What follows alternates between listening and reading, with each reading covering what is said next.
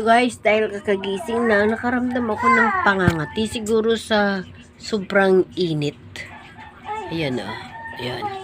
Ito sa may ano ko. Ayan guys o. Yan.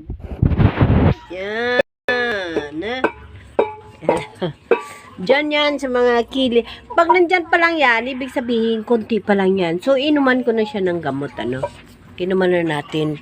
Unti-unti na siya pumupunta sa mga kamay ko. Sa tingin sa sobrang init at saka sa dumi ata to.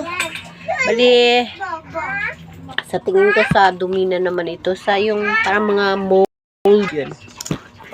Kaya inom tayo ng gamot. So, nakainom na tayo ng gamot.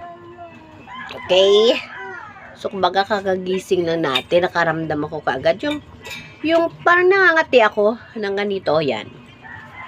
So, pag ko, nag-red patsista ako, nag-resist na. So, alam ko, pag dyan pa lang yun siya, ibig sabihin na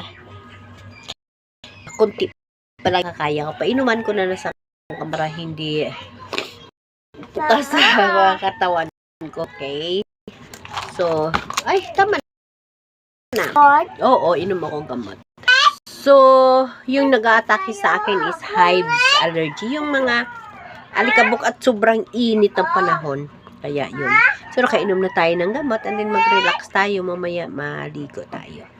So, ganun. Ayan o. Sobra nangangatiyan parang ginakulikot ka. Sobra kati. So, kakagising na ng mga apo ko. Ay, nako. So,